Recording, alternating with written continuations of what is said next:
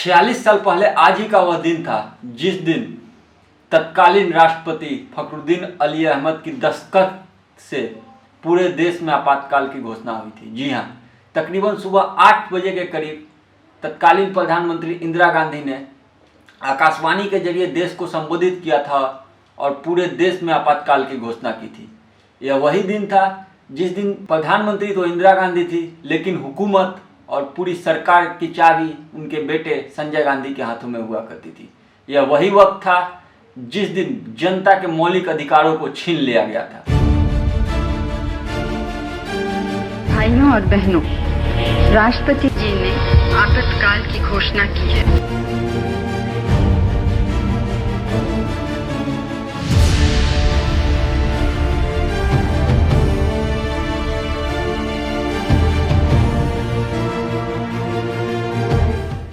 नमस्कार, मेरा नाम शुभम है और आप देख रहे हैं QBS न्यूज। वीडियो के जरिए आपको बताएंगे कि किस तरह से देश में आपातकाल की पटकथा लिखी गई थी, उसके पीछे की कहानी क्या थी, किस तरह से तत्कालीन प्रधानमंत्री इंदिरा गांधी और उनके बेटे संजय गांधी ने मिलकर देश को आपातकाल में धकेला था, सभी बताएंगे। लेकिन उससे पहले यह हम आपको बता दें कि आपातकाल की शुरुआत कब हुई थी। तो आपातकाल की शुरुआत इलाहाबाद हाई कोर्ट के एक फैसले से हुई थी। वह फैसला यह था कि उसी दिन 12 जून को इलाहाबाद हाई कोर्ट में एक फैसला आया था और उस फैसले में इंदिरा गांधी को अयोग्य 6 साल के लिए अयोग्य घोषित कर दिया गया था।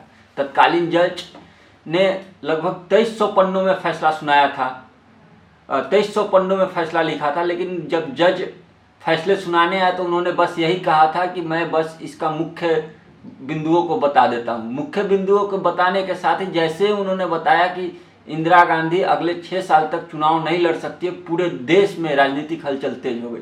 एक तरफ विपक्ष जहां इस्तीफे की मांग करने लगी, वहीं इंदिरा गांधी का खेमा और इंदिरा गांधी भी बीच बीच में प्रधानमंत्री पद से इस्तीफा देने की सोचने लगी थी, लेकिन पूरे मैदान में डटे रहे उनके छोटे बेटे संजय गांधी और उन्होंने यह तय कर लिया था कि चाहे कुछ भी हो जाए, देश की सत्ता अगर नाचेगी तो वो इंदिरा के उंगली पर ही नाचेगी और किसी के उंगली पर नहीं नाचेगी।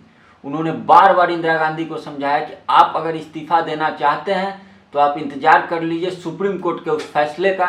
सुप्रीम कोर्ट में जो भी फैसला आएगा उसके बाद आप इस्तीफा दीजिएगा। हालांकि इंदिरा गांधी उस समय भी इस्तीफे की पेशकश कर रही थी बेटे के सामने, लेकिन बेटा ने पूरी तरह से उनको मना कर दिया था। संजय गांधी नहीं चाहते थे कि इंदिरा गांधी का इस्तीफा हो। उनके करीबियों के अनुसार संजय गांधी का यह मानना था कि अगर 6 महीने के लिए कोई प्रधानमंत्री बनता है तो इस 6 महीना राजनीति के लिए बहुत लंबा समय है। ऐसे में वह जब फिर से अगर इंदिरा गांधी पर फैसला सुप्रीम कोर्ट के फेवर पक्ष में आता है फैसला इंदिरा गांधी को, तो वह पद छोड़ने को तैयार नहीं हो रहा था। इसी सब के बीच माथापच्ची चल रही थी। 14 जुलाई का वो दिन था जिस दिन पूरे भारत की सियासत पूरी तरह से बदल चुकी थी। संजय गांधी ने जहाँ विपक्ष इंदिरा गांधी को बचाने की कसम खा ली थी, वहीं विपक्ष पूरी तरह से इस्तीफे की मांग कर रही थी और सड़क पर आ गई थी। हालांकि इन सब के बीच सबसे बड़ा झटका गांधी के राज्य गुजरात से इंदिरा गांधी को उस वक्त लगा जब गुजरात की जनता ने विधानसभा चुनाव के दौरान इंदिरा को नकार दिया। इंदिरा को नकारना मतलब उस समय की बात थी, 1975 के दौरान इंदिरा का एक अपना वर्चस्व हुआ करता था, पूरे देश की राजनीति में सत्ता में उनका वर्चस्व हुआ करता था। उस वक्त गुजरात में करारी शिकस्त का सामना करना पड़ा था। एक तरफ जहां कोर्ट ने विरोध में फैसला दिया था, वहीं गुजरात की जनता ने भी कांग्रेस का विरोध किया। इससे इंदिरा बिल्कुल टूट चुकी थी। अगले दिन 15 जून को संजय गांधी पहुंचते हैं आर.के. धवन के पास। अभी आप पूछेगा आर.के. धवन कौन थे, तो आर.के. धवन उस समय इंदिरा गांधी के तत्कालीन सचिव हुआ करते थे, पर्सनल सेक्रेटरी हुआ करते थे, सब कुछ, और राजनीतिक सलाहकार भी हुआ करते थे। तो संजय गांधी और आर.के. धवन की एक मुलाकात होती है। इसी मुलाकात के दौरान दोनों नेताओं के बीच बातचीत होती है और दोनों नेताओं के बीच बातचीत में यह फैसला होता है कि चाहे कुछ भी हो जाए, क्यों न देश में आपातकाल की घोषणा करनी पड़े, लेकिन इंदिरा गांधी अपने पद से इस्तीफा नहीं देंगी और वही प्रधानमंत्री रहेंगी। ये सब हो गया 18 जून। अब आगे बढ़ते हैं और 18 जून को इंदिरा गांधी फिर से एक बार संसदीय दल की बैठक बुलाती हैं। संसदीय दल की बैठक में लगभग सभी नेताओं ने एक स्वर में इंदिरा गांधी के नेतृत्व को पसंद किया और कहा कि जब तक सुप्रीम कोर्ट का फैसला नहीं आता है तब तक देश की प्रधानमंत्री इंदिरा गांधी ही बनी रहेंगी।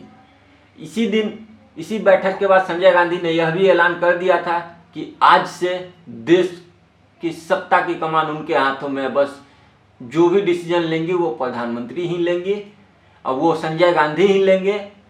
बस प्रधानमंत्री तो केवल इंदिरा गांधी तो केवल नाम की है। ये सब फैसला होने के बाद एक बंद कमरे में संजय गांधी और इंदिरा गांधी की मुलाकात हुई, जिसमें यह बातचीत की गई कि आपातकाल की घोषणा की जाए और उसकी फाइल जो है राष्ट्रपति फखरुद्दीन अली अहमद के पास भेजा जाए। हालांकि इस फैसले के बाद फखरुद्दीन अली अहमद का एक बहुत कार्टून भी पूरे देश में वायरल हुआ था, उस जमाने में वायरल हुआ था, तस्वीरें पेपर के माध्यम से, जिसमें फखरुद्दीन अली अहमद को एक कार्टूनिस्ट के तौर पे साइन करते हुए दिखाया गया था। तो बंद कमरे में मुलाकात हुई, संजय और इंदिरा गांधी की मुलाकात होती है बंद कमरे में 24 जुलाई 1975 को। 24 जुलाई 1975 की रात इंदिरा गांधी के प्रधानमंत्री आवास पर एक भोज का आयोजन किया जाता है। इस भोज में बड़े बड़े पत्रकार भी रहते हैं, बड़े बड़े राजनेता भी शामिल हुए थे।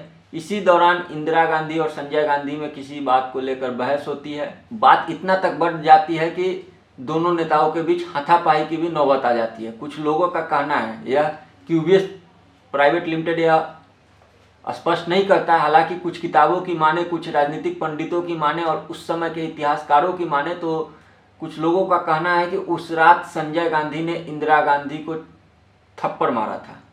और इसका जिक्र उस टाइम से अमेरिकन टाइम्स के एक पत्रकार ने अपने प्रथम कॉलम पे किया था, जिसको अगले दिन ही 6 घंटे के बाद भारत से डिटेन कर दिया गया था। हालांकि जब 1975 के बाद इमरजेंसी 1977 में समाप्त हुई, इमरजेंसी के दौरान कई नेताओं को जेल भेजा गया। जेपी हो गए, अटल बिहारी वाजपेयी, लाल कृष्ण आडवाणी, सभी नेताओं को जेल में बंद कर दिया गया।